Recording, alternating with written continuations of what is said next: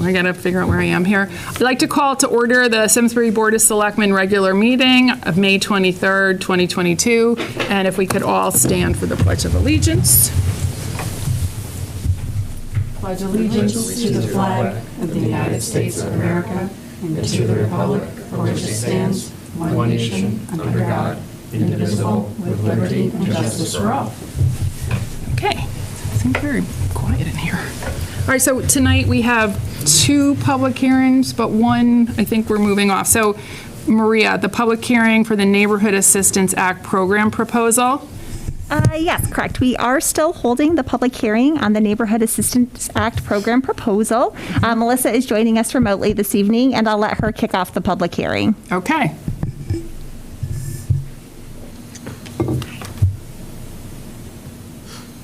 All right, kind of hard to hear. Did you kick it over to me, Maria? I did, Melissa.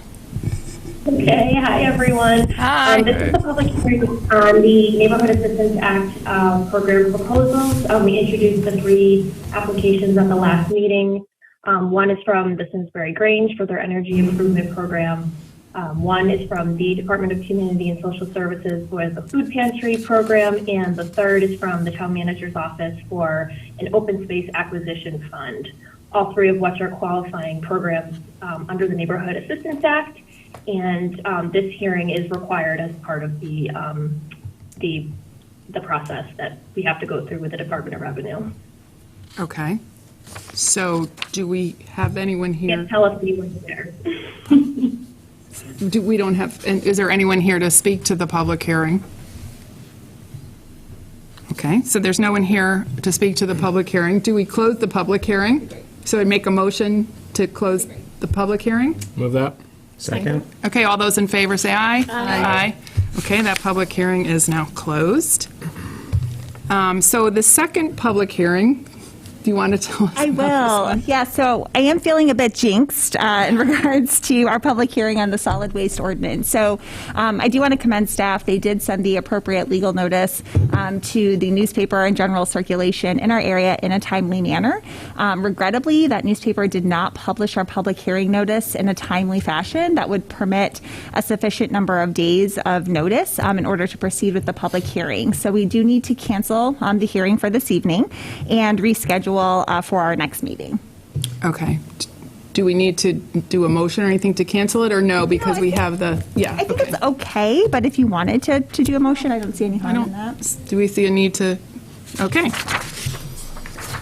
Okay, so that moves us on to public audience. I see Joan's here. Joan, I'm going to not interrupt you, and I'm going to give you 5 minutes, so come on up.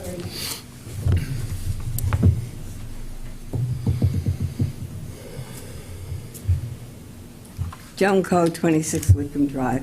On May 12, 2022, the Personnel Subcommittee had a meeting that was posted with the heading, quote, "Watch the Personnel Subcommittee meeting live on Connecticut channel, Comcast channels 96, 1090, Frontier channel 6071, and live on demand at www.simsburytv.org," end quote. This notice was incorrect since the meeting was in person and not recorded. The town manager's office, when questioned about the notice, stated that it was a mistake and the minutes of the meeting will be available. This mistake had consequences since the public was misled about the in-person meeting. Since the meeting was at 8 a.m. May 12, 2022, many people could have chosen to view the meeting at home. With a highly professional staff in town manager's office with highly paid employees, someone should have noticed that the information transmitted to the public was incorrect. The meetings of the Personnel Subcommittee had an agenda discussing 2 grievance hearings represented by CSEA Union. Another item was classification of union positions of 4 employees' jobs. When questioned if a sound recording was available, I was told there were no sound recordings of the meetings, of all meetings, and this meeting was not recorded. Melissa Appleby, Deputy Town Manager, wrote the minutes of the meeting. Having Melissa Appleby, certainly not impartial, writing the minutes with oversight from Town Manager Maria Caparoli leads one to believe that the minutes were submitted were sanitized to reflect the position of the town. Since there was no sound recordings, the public could not receive a true rendition of the meeting. It is alleged the town threatened they would file a labor charge if the union did not retract unsubstantiated claims, which is substantiated in the union contract, abuse of power. To provide transparency, the town should have sound recordings at all meetings. Although there are people who feel they can control speech at public audience, I would like to notify them that my speech is just as important as theirs and will continue using this forum to express my concerns as they can do in a public forum. Addiction to alcohol, drugs, and gambling have reached a crisis. Many families are suffering from addicted parents and children. This addiction should not be ignored, nor should anyone discussing mental illness be silenced. Over the years, I have been to many meetings where our elected officials appear to be under the influence of drugs or alcohol without anyone calling attention to their actions when they are significantly impaired.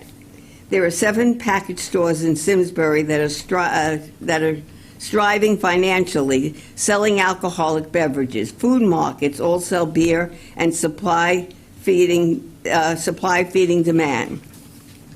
Town Manager Maria Capriola and the Board of Selectmen are enabling alcoholism to flourish in town with alcohol consumption allowed on all town land. The sale of alcoholic beverages at Simsbury Meadows Concert is used to increase revenue. According to the rules and information of the Simsbury Performing Arts Concert Series website, the general rule states, quote, no outside food and beverages, vendors are on site, coolers, cameras, pets, drugs, weapons, beach, umbrella, banners, tents, or other view obstructing items in backpacks, or any items the town deems offensive, end quote. According to Simsbury Meadows Concert Series, is held outside at Simsbury Meadows with vendors selling alcoholic beverages in conflict with the rules. According to the rules, no outside food and beverages allowed.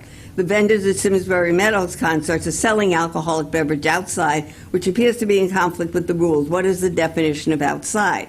The rules state that any items the town of Simsbury deems offensive is in violation of the rules. What is the definition of offensive, and who will be enforcing people's behavior? The elected officials, Town Manager Maria Capriola and Chief Bolter, are required to approve all gathering permits from Simsbury Meadow Performing Arts. Approval of alcohol sales are incorporated into the permits. They approve these submissions on a regular basis with total disregard for the liability of the town. Alcohol consumption combined with prescription or over-the-counter drugs can cause significant impairment. At the April 18, 2022 meeting of the Zoning Commission, approved the submission of the owner for a bookshop at 1 Grist Mill Road with the sale of beer and wine to increase revenue stream.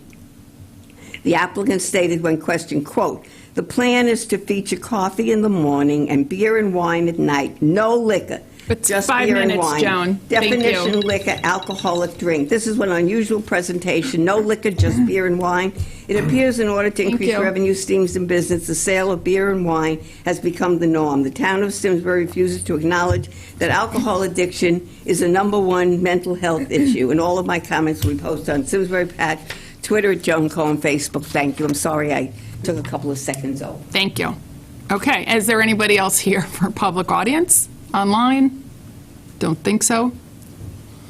Okay, so now we're going to move on to the presentations for tonight. First up, I'm going to take this one, Maria, if that's okay for now, is our LGBTQ plus Pride Month proclamation. What we're planning to do, as we've done in years past, is have a Pride flag raising on June 4th at Town Hall. And we've also written resolutions and proclamations to acknowledge Pride Month. And this year, what we're planning to do is that there's the LGBTQ community is producing a business-friendly directory. It's a new project and initiative. And what actually Maria suggested, and I think it's a great idea, is that the board, the town of Simsbury, be listed as a LGBTQ-friendly business, because that's what we are. We hire indiscriminately.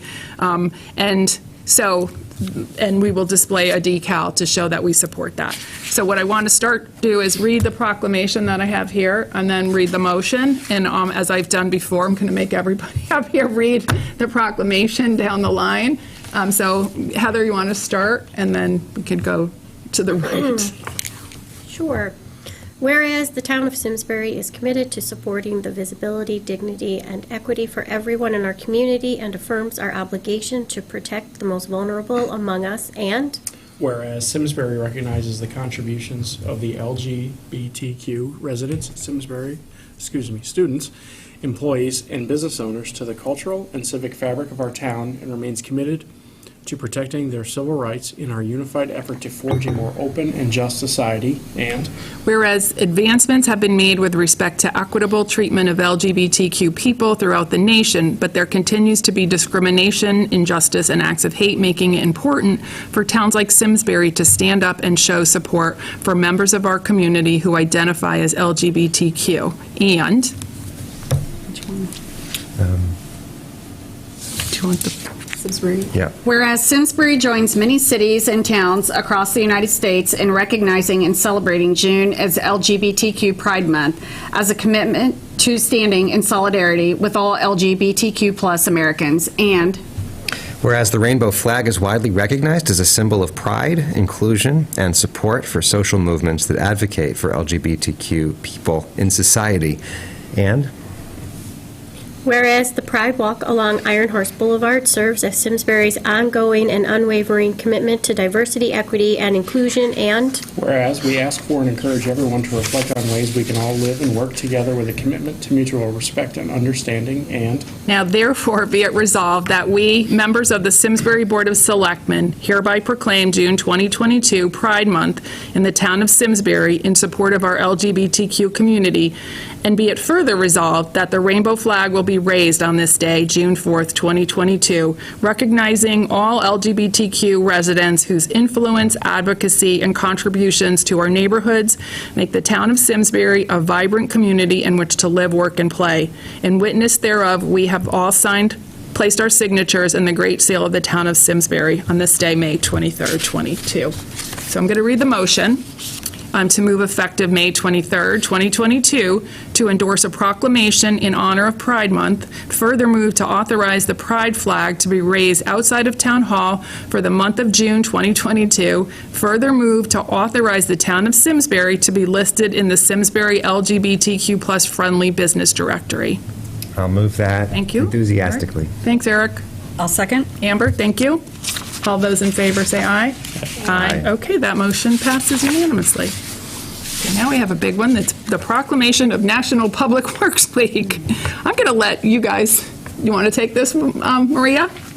Or I don't know if Tom happened to be here. I know Tom was going to try and hop on remotely. Is he with us, Melissa? I'm in the wrong packet, so Well, I'm on remotely. Great. Goody. Hi, Tom. Hi, Do you want to Tom. introduce this? Well, I know we had done this last year, and it was the first year we did it, and I know it meant a lot to our crew to kind of take a minute and just recognize what they do. And last week we had a very successful week with the Touch a Truck and open house event, and it was just really great for our guys to kind of see how well they are received by the community and to kind of show the community what they do each and every day, not just during the winter snow plowing, but all of the work they do throughout the year. Okay, so why don't we read the proclamation? How about let's do the same. You want to? okay. Oh, that's a different one. Which one are we? Eric, I can start Eric's it. got it. Yeah. He's there. Okay, we'll let Eric start. Whereas Okay, Public sorry. Works professionals focus on infrastructure, facilities, and services that are of vital importance to sustainable and resilient communities and to the public health, high quality of life, and well-being of the people of Simsbury. And Whereas these infrastructure, facilities, and services could not be provided without the dedicated efforts of public work professionals who are federally mandated first responders, who are administrators, laborers, truck drivers, custodians, wastewater treatment operators, engineers, supervisors, managers, and employees at all levels of government and the private sector, who are responsible for maintaining, rebuilding, improving, and protecting our community's transportation, environment, water treatment, and solid waste systems, public buildings, and other structures and facilities essential for our citizens. And whereas it is in the public interest for the citizens, civic leaders, and children in Simsbury to gain knowledge of and to maintain a progressive interest in and understanding importance of public works with public works programs in their respective communities. And Whereas the year 2022 marks the 62nd Annual National Public Works Week, sponsored by the American Public Works Association / Canadian Public Works Association. Be it now. Be it now resolved that the Simsbury Board of Selectmen do hereby designate the week May 15th to the 21st, which that week is over, as National Public Works Week. We urge all citizens to join with representatives of the American Public Works Association / Canadian Public Works Association and government agencies in activities, events, and ceremonies designed to pay tribute to our public works professionals, engineers, managers, and employees, and to recognize the substantial contributions they make to protecting our national health, safety, and quality of life. In witness thereof, we have placed our signatures in the Great Seal of the Town of Simsbury, dated today. So the motion reads, move effective May 23rd, 2022, to endorse a proclamation in honor of National Public Works Week. So moved. Okay. I'll second. Okay, thank you, Eric and Amber. All those in favor say aye. Aye. Okay. Okay, congrats, Tom. Thanks, All right, Tom. thank you guys all very much. Thank you. Thank you. Okay, so the next proclamation is to recognize National Gun Violence Awareness Day, which is June 3rd, and it's commonly known as Wear Orange, and it's in memory of a young woman who was at Obama's inauguration and then was subsequently killed by gun violence, and they started the Wear Orange movement. So we have a proclamation here tonight. We've done them in the past, I believe in 2019. And I thought it was time to do one here tonight. So let's start with Heather, and we'll move down the line on this. Whereas National Gun Violence Awareness Day, also known as #Wear Orange Day, is being recognized on June 3rd, 2022 to honor and remember all victims and survivors of gun violence, and to declare that we as a country must do more to reduce gun violence. And Whereas every day 321 people are victims of gun violence in the United States, among which 111 people are shot and killed and 210 survive gunshot injuries. Whereas in the most recent year of complete data, 2020, 45,222 people died from gun-related injuries in the U.S. That included 19,384 that were killed in homicides involving guns, and 24,292 were suicides using a gun, which make up the majority of the U.S. gun deaths. And Whereas support for the Second Amendment rights of law-abiding citizens go hand in hand with keeping guns away from people with dangerous histories. And whereas gun violence prevention is more important than ever as the COVID-19 pandemic continues to exacerbate gun violence. After more than 2 years of increased gun sales, increased calls to suicide and domestic violence hotlines, and an increase in gun violence. And whereas we renew our commitment to reduce gun violence and pledge to do all we can to keep firearms out of the wrong hands and encourage responsible gun ownership to help keep our children and citizens safe. And Whereas protecting public safety is the highest responsibility of us as elected officials, and that we trust in our law enforcement officers who know our community best, are the most familiar with local criminal activity and how to address it, and are best positioned to understand how to keep our citizens safe. And therefore, we, members of the Simsbury Board of Selectmen, recognize June 3rd as National Gun Violence Awareness Day in Simsbury, and ask that the town of Simsbury light up Eno Hall in orange as our way of wearing orange. In witness thereof, we have placed our signatures in the Great Seal of the Town of Simsbury today. So I'll read the motion. Move effective May 23rd, 2022, to endorse a proclamation in honor of National Gun Violence Awareness Day, to further move to authorize Eno Memorial Hall to be lit up in orange on June 3rd, 2022, in support of National Gun Violence Awareness. move that. Thank you, Sean. Second. Thanks, Heather. All those in favor say aye. Aye. Okay, that motion passes. Thank you. Okay, and now we come to the highlight of our presentations, which is the accessory dwelling unit opt-out considerations. George is going to present to us. which is far more exciting than the way you made it sound, but we're really looking forward to this. I think it's pretty exciting. Yeah, well, thanks for having me tonight. Of course. I hadn't had an opportunity to speak in front of you. I do want to say that your staff has been so welcoming. That I've been here 6 weeks now, just starting 6 weeks, so it's been great, and I certainly feel like I made the right decision, and I love it here. So Great. I'm with the work. Very happy to hear that. Okay, so tonight I am going to walk you through, next slide, please. I always like to just give quick bullet points. Some of this information may be incredibly familiar to you. Some of it might not be. So I'm going to just remind you what the Public Act was that generated this discussion for accessory dwelling units. Talk about the zoning commission process and what steps they went through. Remind you about how we currently deal with ADUs in Simsbury. Walk you through, if you want, item by item, the primary differences between the state law and the state statute and the current zoning regulations. And then I'll finish by kind of walking you through what I think your options are as you go forward. And then Mr. Ryan's going to talk a little bit about the zoning commission process, some of the justifications for their decision-making, as well as kind of where we're headed with the zoning commission. Next slide, please.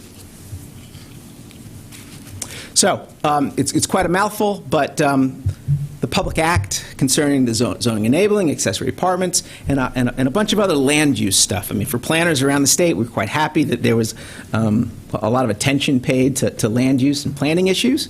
But in this particular case, the Public Act 2129, it was approved in June, or signed by the governor in June of 2021.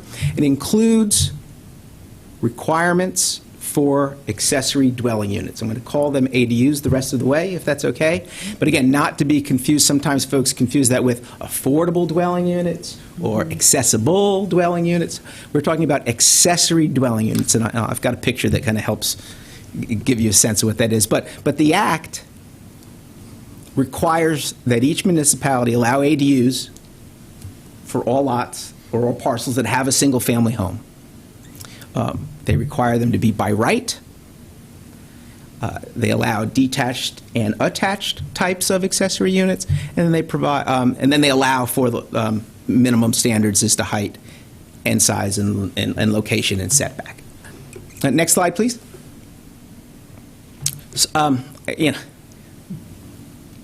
It's a picture, but I think it helps kind of explain what are we talking about when people think about accessory dwelling units. Well, there are all types, right? You've got a detached unit, you've got attached to the primary structure, interior, maybe in an attic that's refurbished, interior on the lower level, maybe a basement that's been redone for an accessory unit.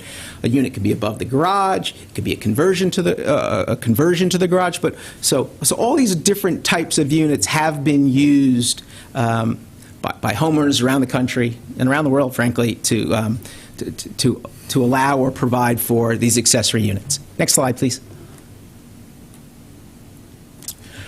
So when I say that the state law requires these types of units, the state law does allow for an opt-out provision. And I know you've had discussions about that. I think it's important just to point out the Act requires really a two-part opt-out. The Zoning Commission, after public hearing and affirmative votes, has to have a two-thirds majority. Board of Selectmen, under the language of the law, would complete the process with the same affirmative vote by a two-thirds majority. The law does not require the Board of Selectmen to have a public hearing.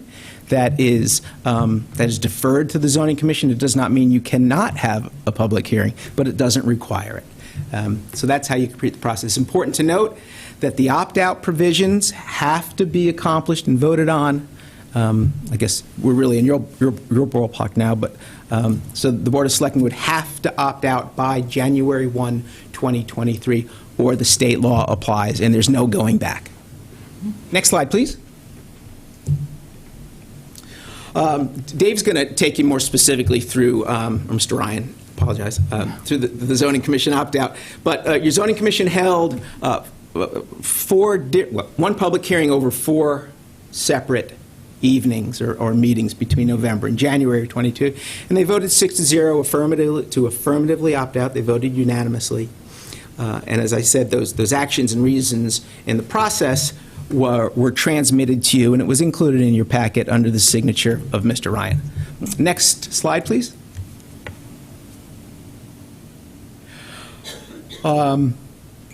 So Simsbury has regulated ADUs. We have regulated ADUs for quite some time. The Zoning Commission most recently updating those regulations in 2020.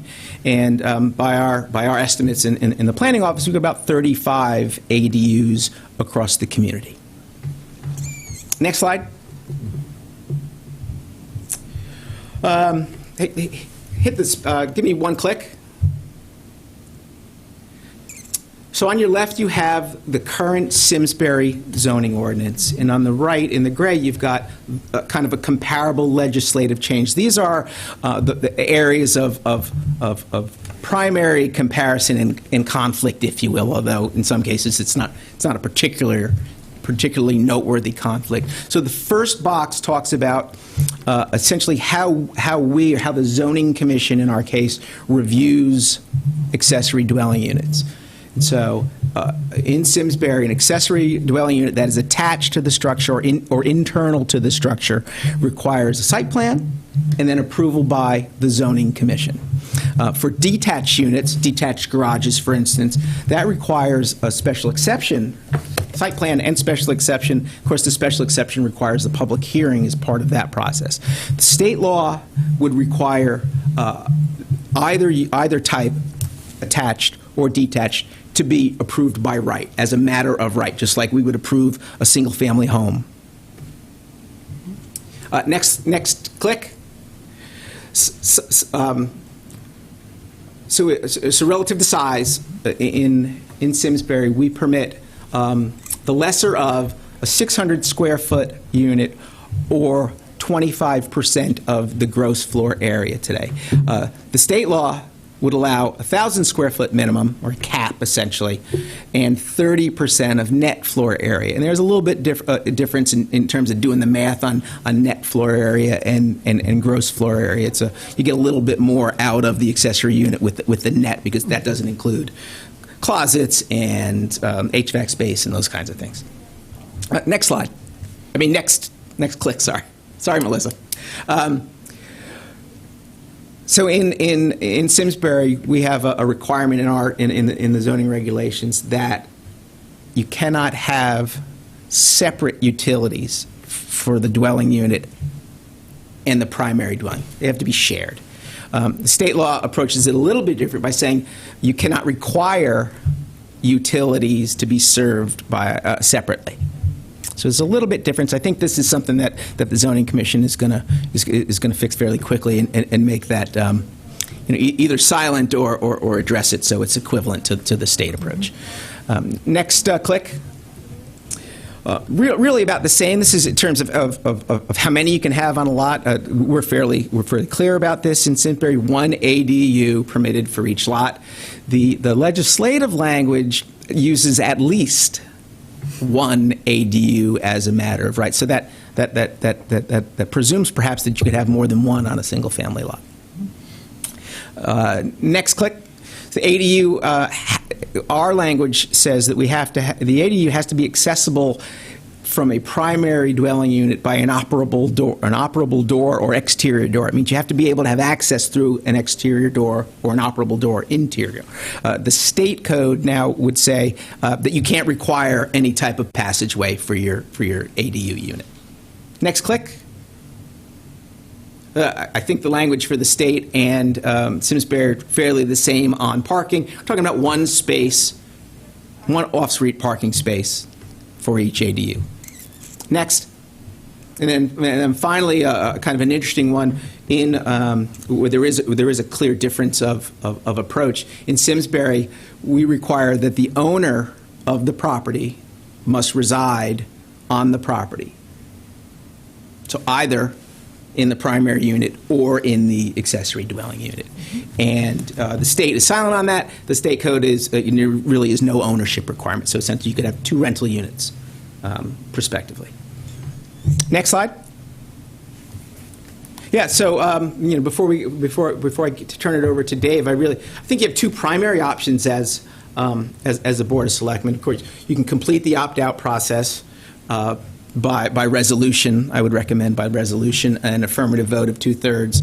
And in that case, when you do that, if you were to do that, it would mean that your current ADU regulations that are in your zoning ordinance today, your zoning regulations today, would apply, or as otherwise revised by the zoning commission.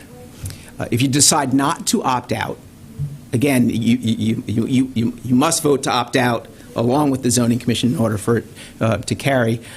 If you don't opt out, the town would be subject to the state legislation without change or alteration, and you wouldn't have local ADU regulations. You'd rely upon the language in the state code. Next slide. So let me turn it over to Dave, and he kind of just remind you of how the zoning commission acted and maybe the reasons for it. Thank you. Thanks. Thanks, George. And of course, I'll be happy to take questions. Great. Staff has all the answers. Of course.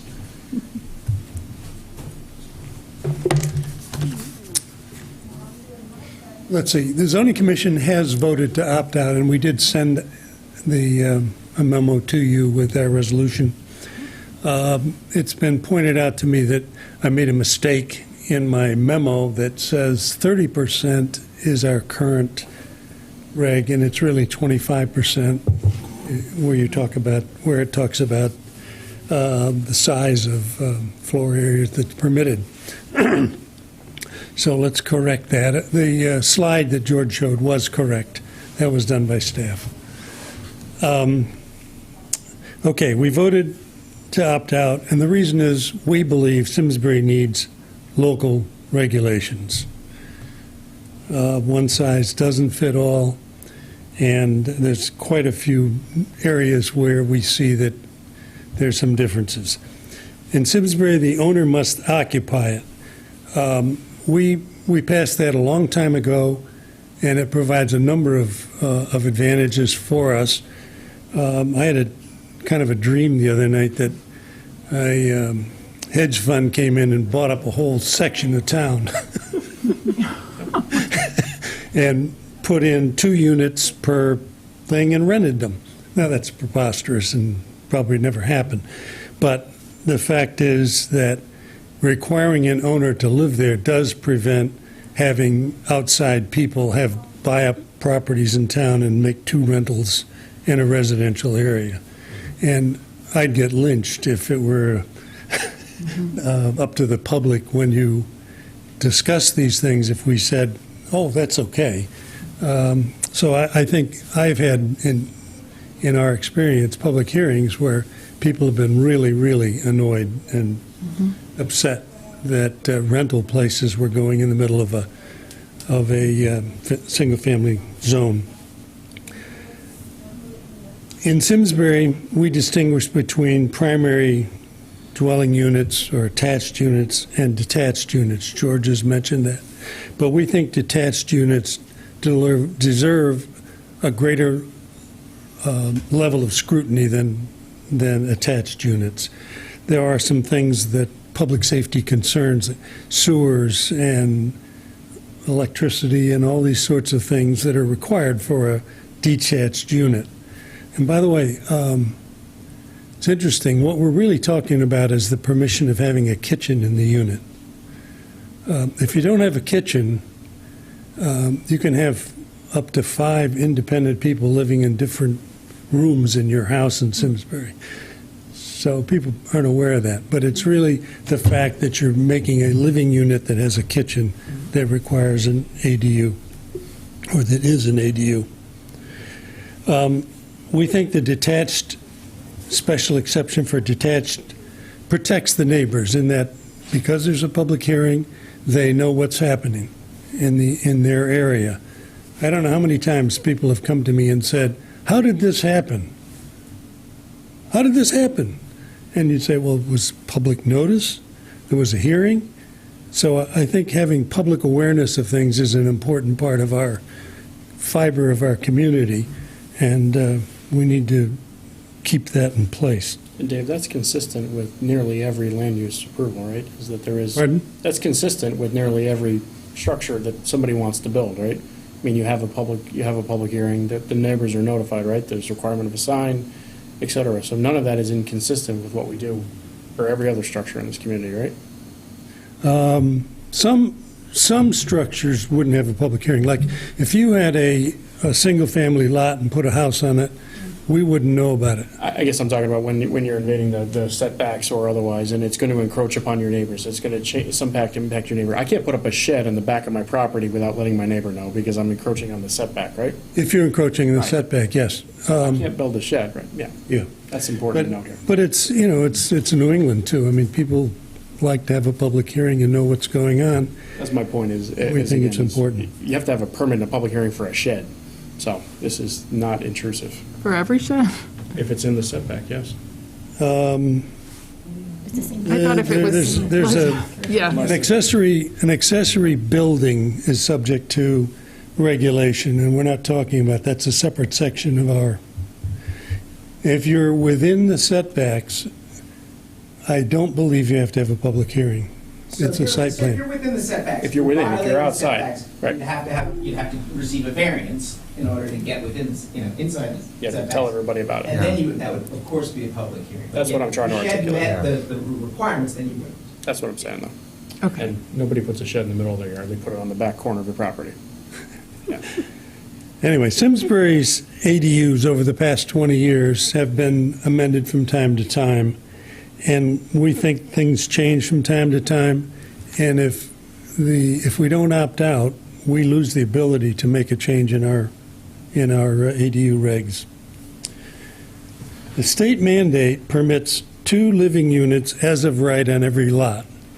Doesn't require the owner to live there. So it's an open invitation to have somebody buy private houses, put a second unit in, and rent them.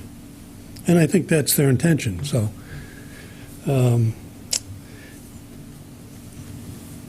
and as I said before, the state mandate does not distinguish between primary dwelling unit and attached units, and they don't require that an owner occupy it.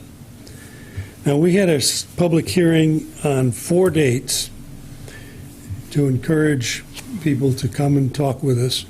We had people who were working for Desegregate Connecticut who came and made their points. We had people who were very concerned, I think, about the size of our units, about our being too small, especially for disabled situations where you've got a disabled child or whatever, and they grow up and you want to make a place for them to live. And other than that, I think people were supportive of our regulations, except for that size issue. So since then, the Zoning Commission is considering revisions. Now, up until 2020, from 2002 to 2020, our regs were changing as far as the maximum size of an ADU. And in, I think it was 2012, we made it 1,000 square feet and 30%, or 30%, whichever was less. And in 2020, we changed it to 600 and 25, I think it's 25%. Yeah. And the reason for that was that people were concerned about rentals being put into private single-family residence areas. And in response to people coming to our public hearings and making statements to that effect, we changed our regulation. Dave, is that tied to the Airbnb issue, or is that something separate? It's separate from the Airbnb issue. Now, after hearing people's discussion in the public hearings, the Zoning Commission members, I think, we're currently considering increasing our size to 30% of the primary dwelling. And we have some discussion to complete on that particular line. We're going to, I think, remove the shared utilities requirement and remove the shared internal door requirement. those were both aimed at trying to make the resident of an ADU be either a family member or somebody that's well known to the owner. I think the state statute is kind of going against that kind of restriction, and perhaps we as a zoning commission ought to respect that decision. And so I think, if I were to guess, we're going to remove that internal door requirement, we're going to remove the utilities requirement, and we're going to increase the size of the maximum size of an ADU. And we are looking at perhaps some difference between an ADU that's that's accessible to disabled people and one that's not. There may be a reason, say, in an R15 zone where we might want to say, okay, you can have 45% of the floor space. Whereas if we did that in one of our R40 zones, where we might have a 4,000 square foot house, that wouldn't probably be appropriate or right. So we have some discussion to complete there. We're going to take that up next Monday, and our schedule is to try to have the ADU revisions complete by August 1st, so that there'll be plenty of time for you guys to know what we've done. Questions? Dave, I just have some questions about the sort of how the public hearing is used. So if someone meets the criteria that are like on the left-hand side of that table, but the public comes out in force and says, no, we don't want this thing for whatever reason, how does the zoning commission weigh those things to decide that it would be rejected? It's done by vote. I mean, it can be based on basically your opinion rather than whether they're meeting or not meeting the criteria. Yes, but remember, if we vote something that's against what it says in our regulations as far as considerations that we look at, we'll lose in Superior Court. So we don't do that. We normally look at there's usually a set of stipulations, like we have to look at the impact on the local community, the impact on traffic, whether it's going to be disruptive in one way or another. And we will then look at those criteria, and we get a staff report on how the proposed application meets those criteria, and we generally vote with the staff report.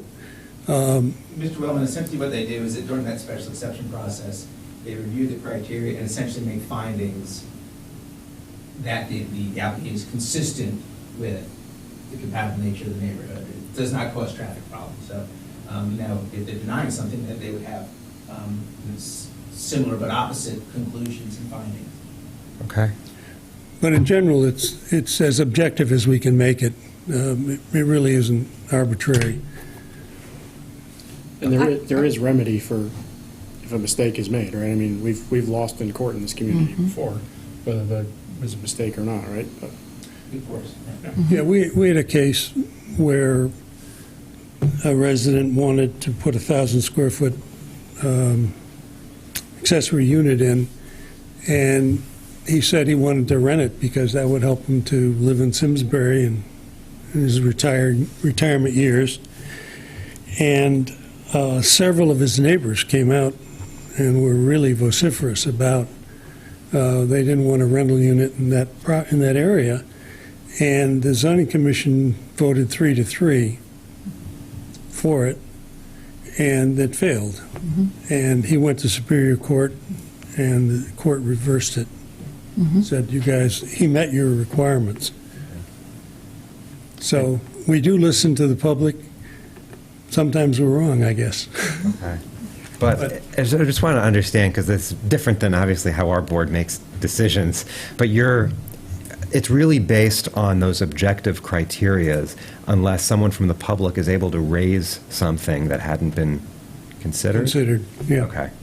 Yeah, no, it's fairly straightforward, and I don't think I think that's only the only one that was reversed, that went to court. The other question that I had is I thought it was interesting that about 35 units have been approved in the last 20 years. Yeah. I'd just be interested in knowing how many weren't approved. We had 42 applications. Okay. One of them was denied on a technicality.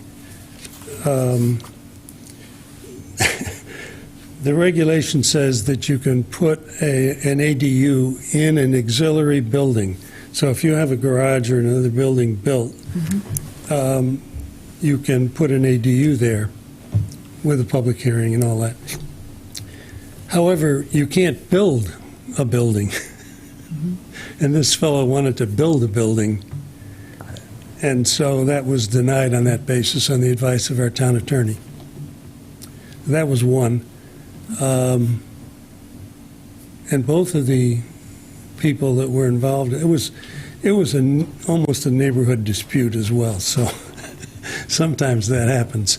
I don't remember the other denials. I don't remember anything being reversed or But you're saying controversial. 7 have been denied out of the ones that have applied.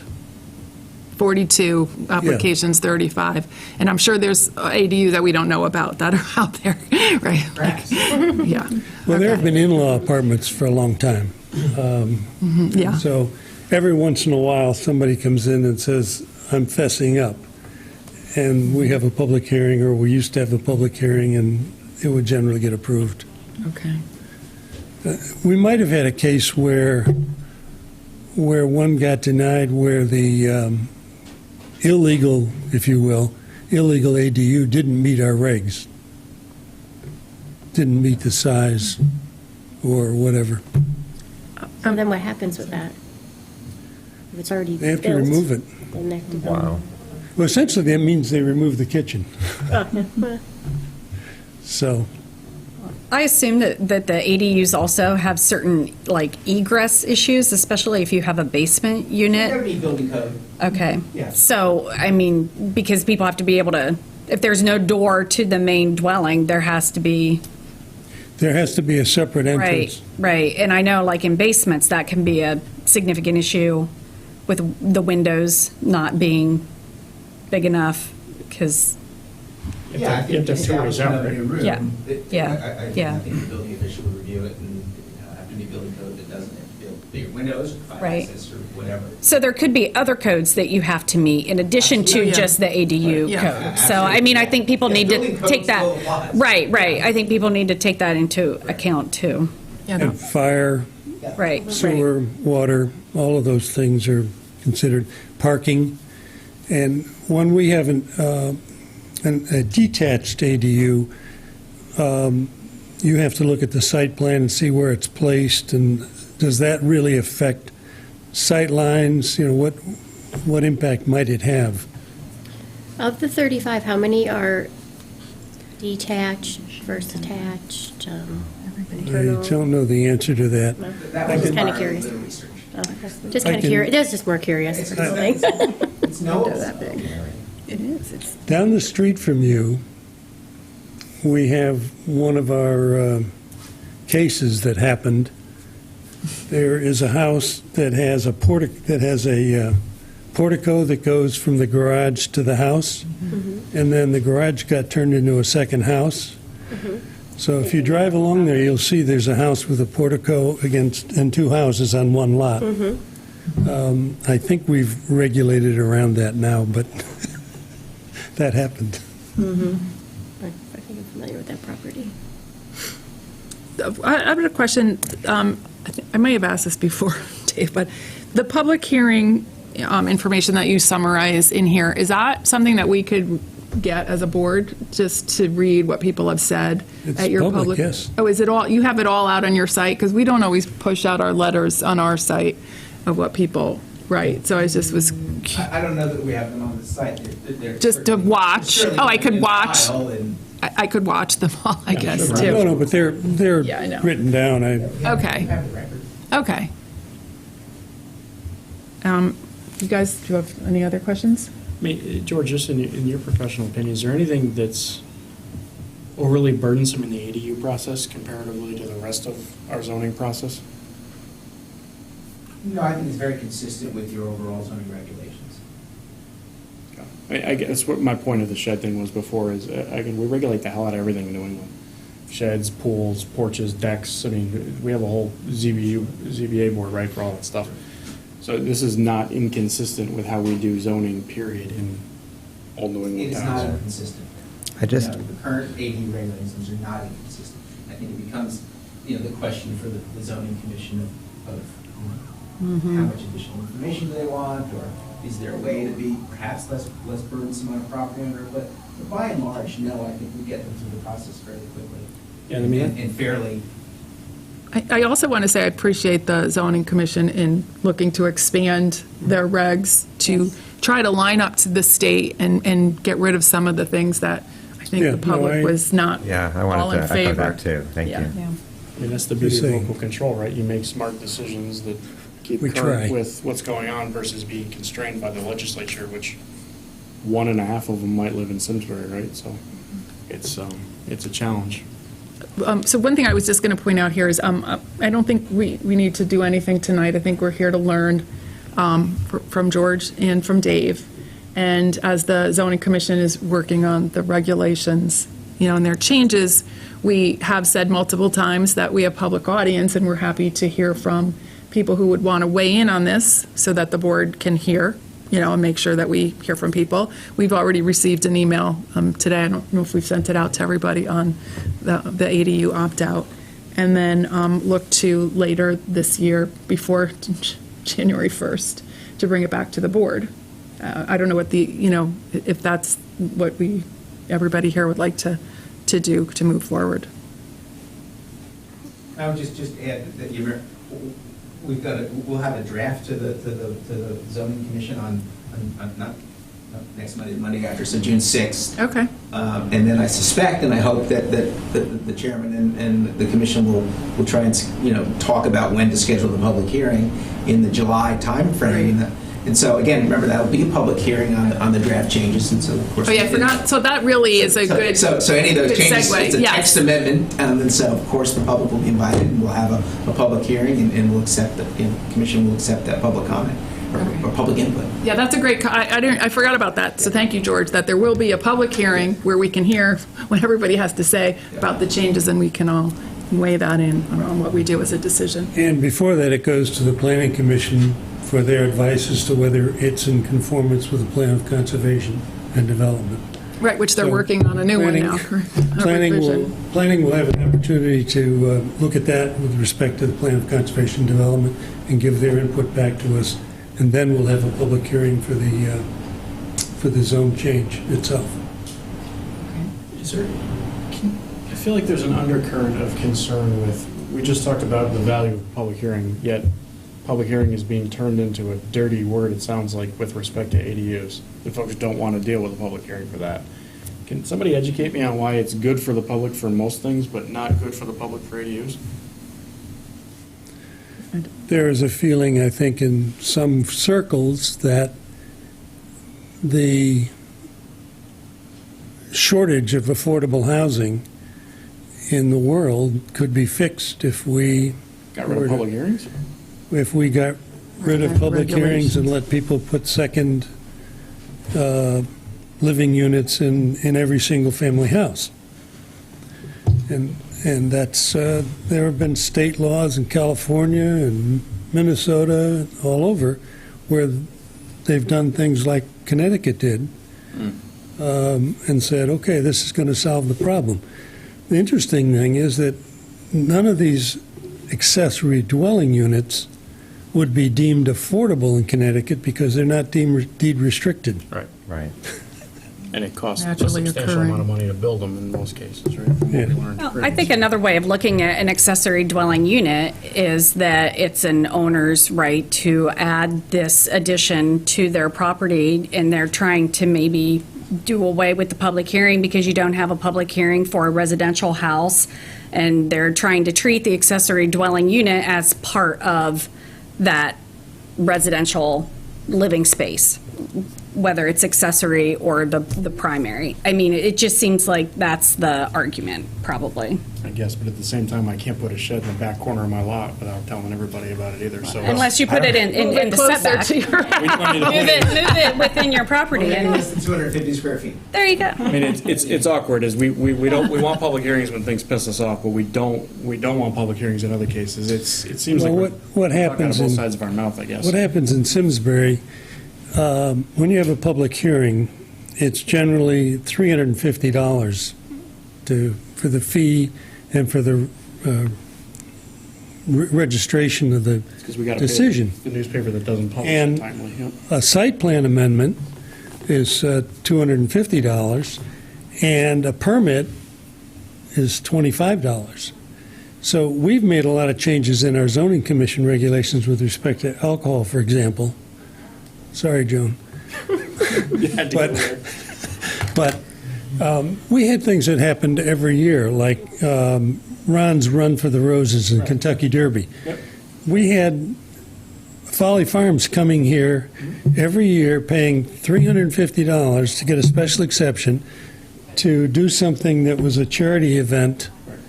And so we changed our regs about 4 years ago to make it so that a event like that, once they were approved by a special exception, they could come back every year, pay $25, and get a permit from staff.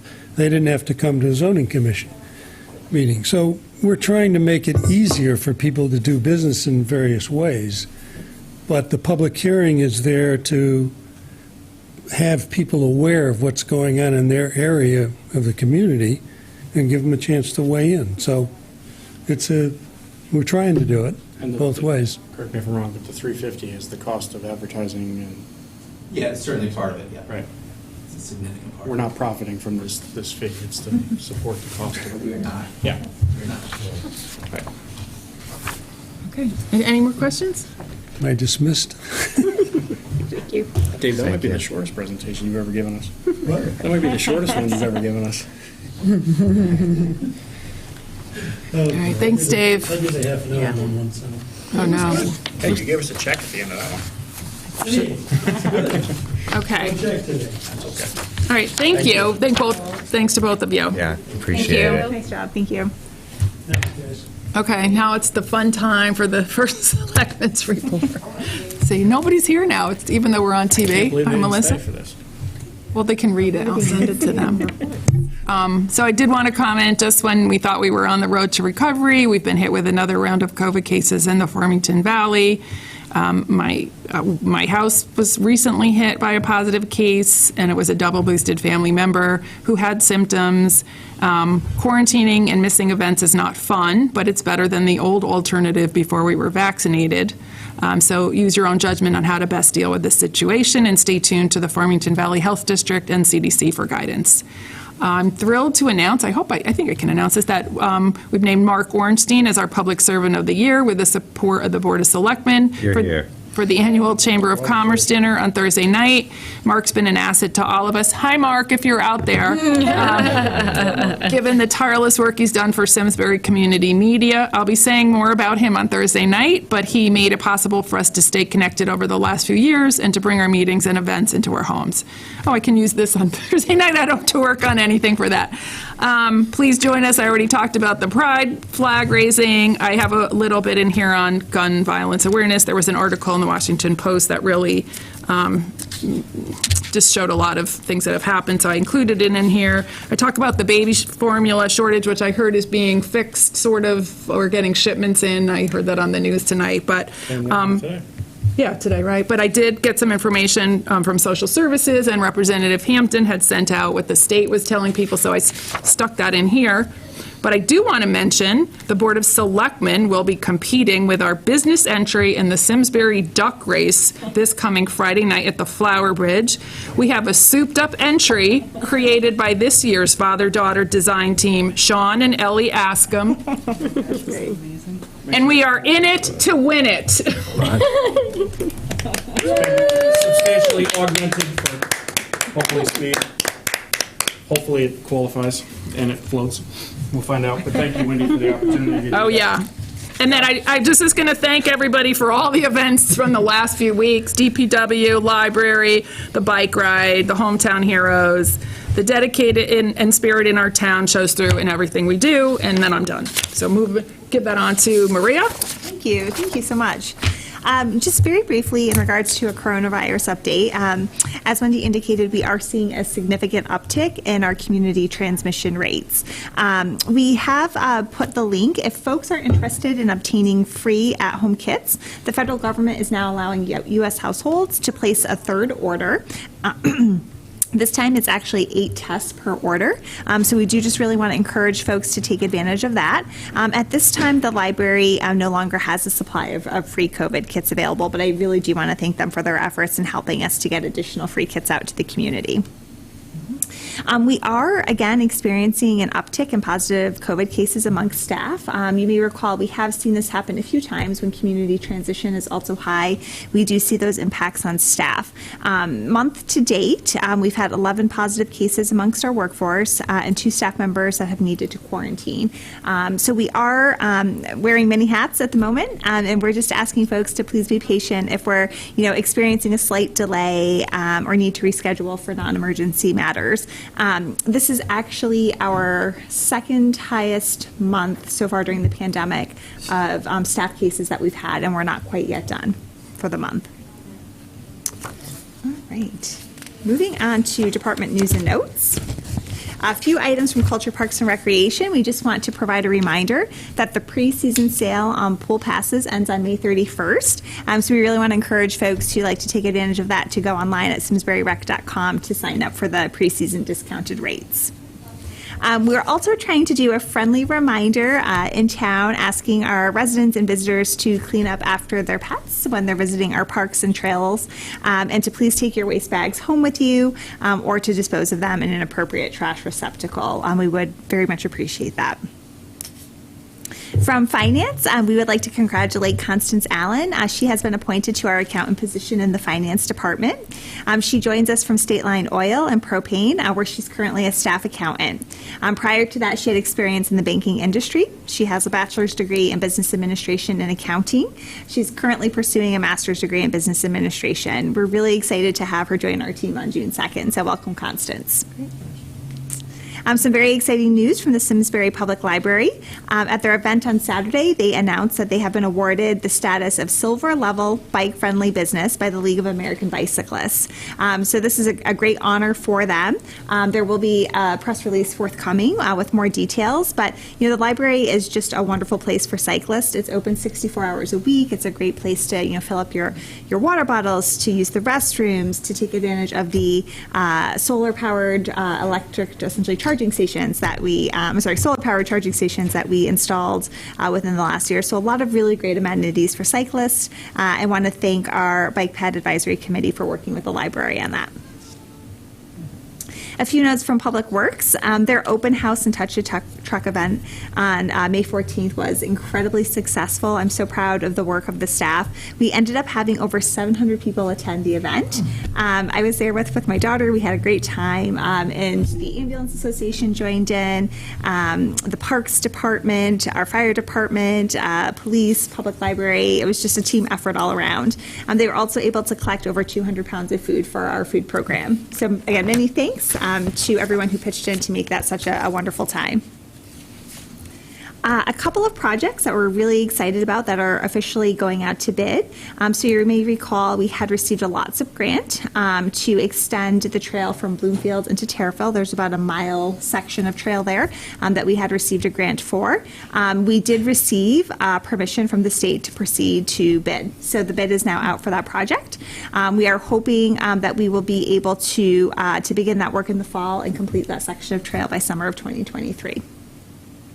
And additionally, you may also recall that we received another LOTSIP grant to build a multi-use trail from the intersection of, I'm going to get this right, 315 and from 315 all the way up to essentially past Wolcott Road, up near Dorset Crossing, all along that stretch of Hot Meadow. We have also received permission to go out to bid for that project as well. So we are proceeding with that. Again, two really exciting projects that, again, there was no town contribution required except for design work on those projects.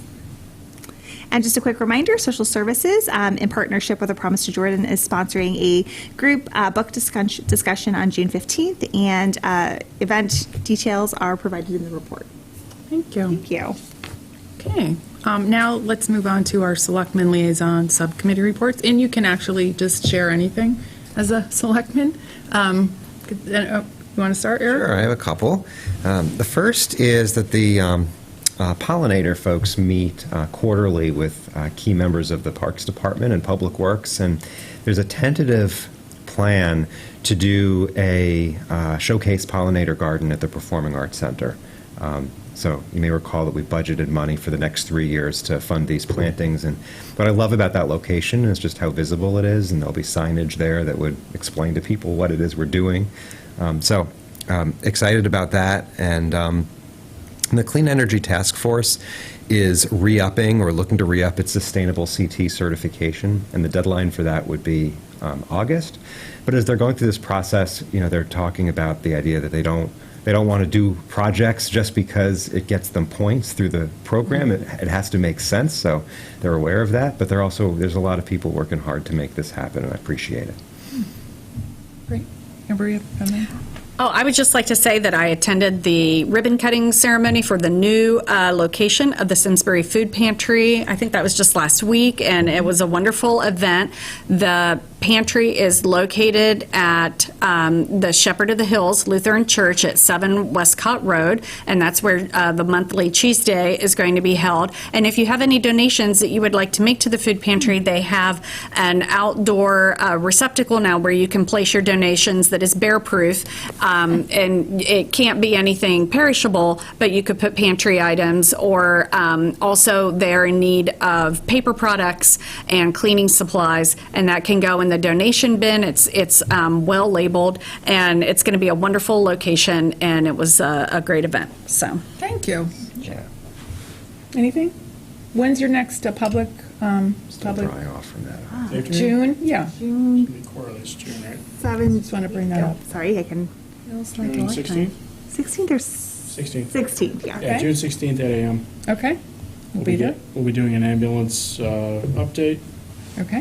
which is particularly pertinent given I think they had 2 transports on Saturday night related to the Talking Mountain issue. In addition, we had mutual aid respond as well. So I think I got a report from the executive director of ambulance, I believe. We sent 2 ambulances. Granby responded with 1, Canton responded with 1, and Yukon responded with at least 1 as well, I believe.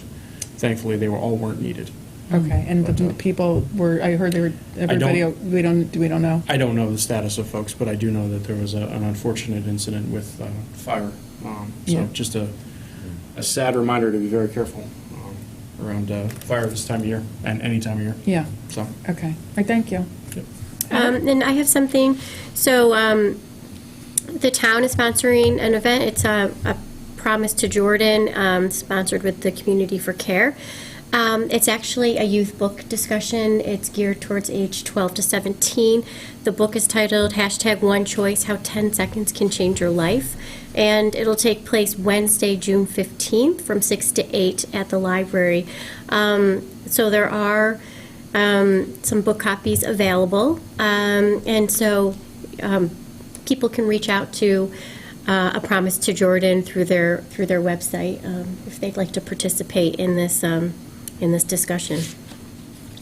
And you've been going on some business visits as the economic development, right? I just have. with George and Maria. So just Yes. wanted to call that out. Yeah, and those have been fantastic. Okay. We had a great Curaleaf one, actually, It was so recently. fascinating. Okay, we need one. Someone, we want to get in You'll there. have to tell us more I don't know. about Curaleaf, is it? It was very Yeah, fascinating. I raised my It was hand to fun, check that out. Have you been there? Curaleaf? Yeah. No. Okay. Peterson usually gets that. Maybe visit. we could, you've been to Curaleaf, haven't you? I haven't. I think we need to get a board trip, field trip to Curaleaf, because we all want to see what's going on inside there.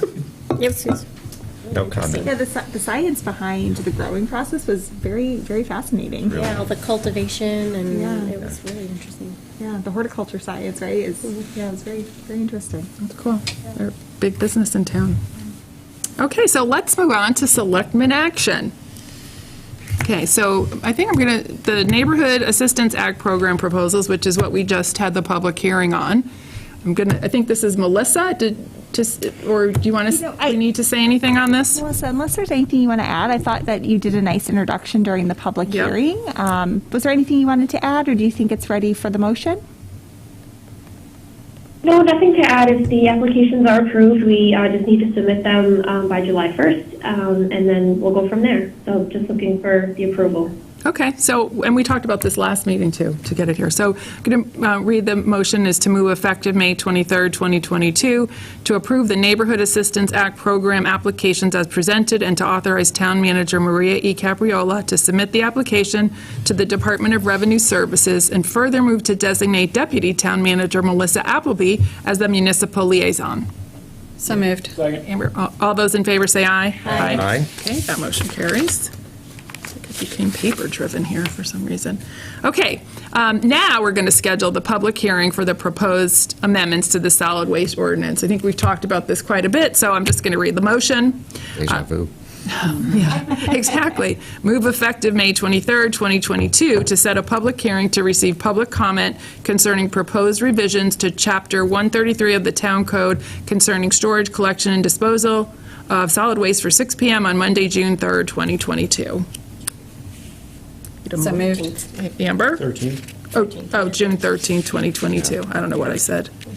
Second, if no one has. Okay, all those in favor say aye. Aye. Okay, that passes. Next up is a donation for the Hartford Foundation for Public Giving, Anthony and Evelyn Hume Charitable Fund. And I will let Maria provide the context here, or if Kristen is here. Sure. This was a very nice surprise. This was not a donation that we were anticipating, but they are going to provide us a donation in the amount of $4,000 to support various programs and activities at the Senior Center.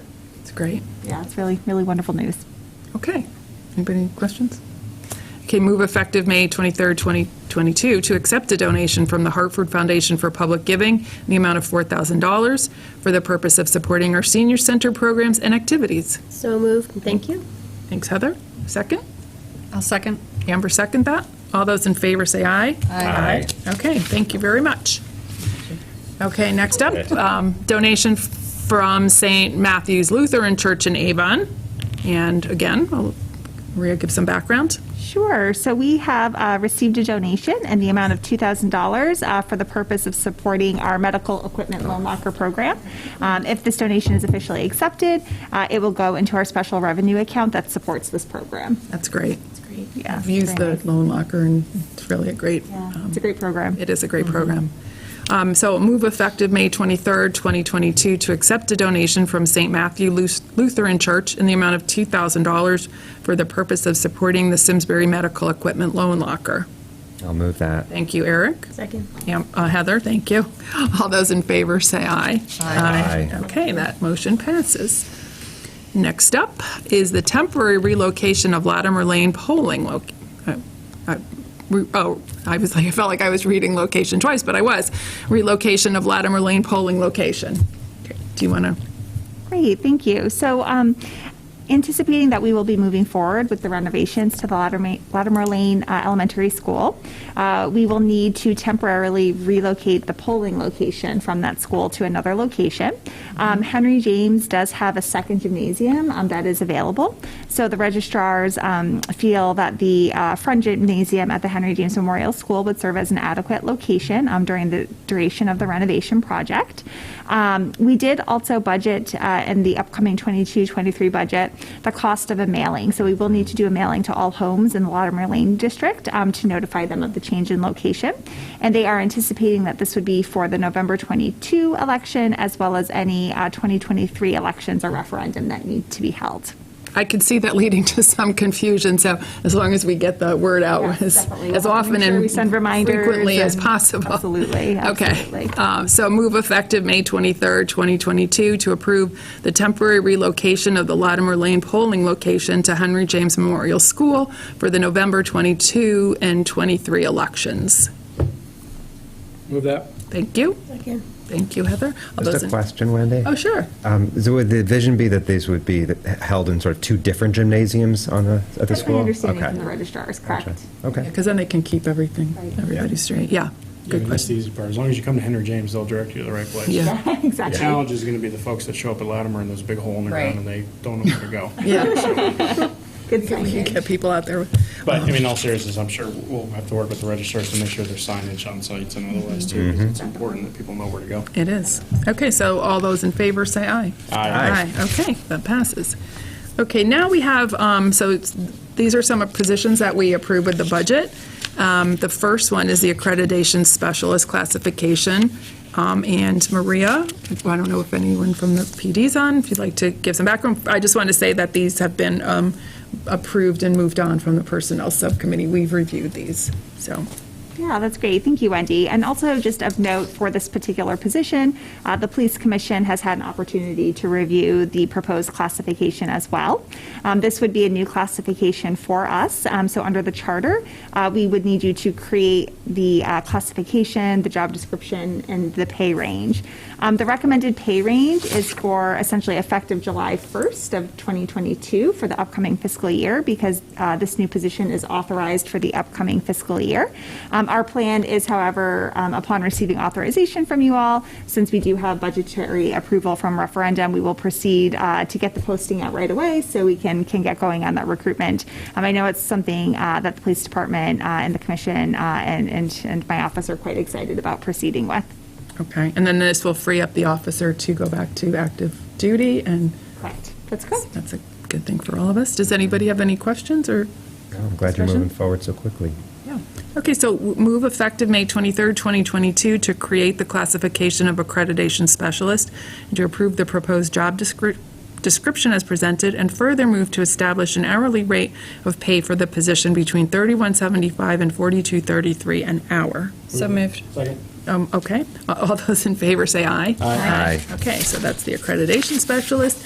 Next up is the, oops, I don't need this here. Sorry, people. Oh, the information specialist. So this is another position that we approved at the budget, and we happily approved. Maria, if you want to give some background here too. Sure, absolutely. So again, this is one of the newly authorized positions that was approved at referendum. The proposed hourly rate of pay is for July 1st, similar to what we just discussed with the accreditation specialist. This is the IT support specialist position. Our plan, like the accreditation specialist, would be, once upon receiving approval from you all, is moving forward with the recruitment as expeditiously as possible. And we also had our IT manager, Rick Bazzano, who assisted us in working on creation of the classification. And we did an external salary benchmarking analysis as well to help us arrive at an hourly rate of compensation that we felt would be competitive. Okay, and just another note, the Personnel Subcommittee reviewed this and discussed it and asked questions and approved it. So I will read the motion if no one has any further questions. To move effective May 23rd, 2022, to create the classification of Information Technology Support Specialist and to approve the proposed job description as presented. To further move to establish an hourly rate of pay for the position between $34.74 and $41.52 an hour. So moved. Good. Sean? All those in favor say aye. Aye. Okay, that job is on its way. And last up is the revisions to the Senior Information Technology Analyst job description. This also went through personnel, but I will let Maria provide some context here. Great, thank you. So as we were authorized for the new position, we reviewed the existing job descriptions with our IT manager for the rest of the positions in our IT department. They were very outdated, in many cases had not been updated in 25 or more years. So really, this particular job description, it's really largely housekeeping updates to better reflect modern technology, current practices, appropriate terminology, et cetera. Under the charter, even job description changes, if there's no associated compensation changes, still require Board of Selectmen action. So that was why we were bringing this forward to you this evening. I do want to say that I was brought back to 1982 when I entered IT, and it was called data processing at the Travelers. So that's wiped out of this description forever. Correct. Okay, does anybody have any questions? Yeah, I date myself, but that's okay. Move effective May 23rd, 2022, to approve the revised job title and job description for the Senior Information Technology Analyst position as presented. Move that. Thanks. I'll second. Amber. All those in favor say aye. Aye. Okay. And the last item for Selectmen action is the Retirement Income Plan Amendment, which I will definitely turn over to Maria to discuss. Sure, thank you. So as part of negotiations with our 3 CSCA bargaining groups, they made a request to be able to have the employee contributions to the defined benefit plan, to allow those contributions to be made on a pre-tax basis. That is a bit more standard in our municipal world. However, those employees were contributing on a post-tax basis. And so again, they made that request to us. Could we, modify that so they would be able to make pre-tax contributions? We reviewed it with our Labor Council and our Pension Council. We are able to make that adjustment for them. It would just require a resolution by the Board of Selectmen. The resolution was prepared by our Pension Council. If approved, the date of implementation for the employees represented by CSCA would be July 1st of 2022. There is no financial impact to the town to accommodate this request. We do still have a number of other bargaining groups who are contributing on a post-tax basis. So we are reaching out to them to see if they have an interest as well. And if they do, we will certainly come back to you and let you know. Does that mean they're paying taxes at a later time then if they opt to do the pre-tax? Correct. In retirement as opposed to the pre-tax benefit now while they're working. But it doesn't impact like our retirement accounts, nothing. It's just benefits. It's the tax basis for the employee. For them later, right. Yeah. And they're lower income when you're Exactly. retired. Okay. Does anybody else have any questions on this before I read the motion? Okay. Move effective May 23rd, 2022 to adopt the attached resolution as presented to approve Amendment Number 4 to the Town of Simsbury Retirement Income Plan and authorize Town Manager Maria E. Capriola to execute the amendment. Move that. Second. Okay, all those in favor? Aye. Okay. Thank you. Okay, next up, we're going to, we have a resignation. These are appointments and resignations. The resignation of Tom Walzak from the Clean Energy Task Force to move retroactive to May 16, 2022 to accept the resignation of Tim Walzak as a regular member of the Clean Energy Task Force. Move that. Other things. Okay, thank you. Second? I'll second. Eric, second. All those in favor, say aye. Aye. Okay. So now, propose appointments to various boards. If the Board of Selectmen, we move effective May 23rd to appoint Gabriella Sandoval as a regular member of the Board of Ethics to fill a vacancy until January 1st, 2023, and move effective May 23rd, 2022 to appoint Larry Boardman as an alternate member of the Zoning Board of Appeals to fill a vacancy until December 4th, 2023. I'll move that one. Okay, Eric, move that. Anybody And I'll second. Amber, second that. All those in favor say aye. Aye. Okay. Anybody have any changes, comments to the May 9th meetings? Any comments on the communication regarding the public gathering permits? A bunch of weddings are coming up.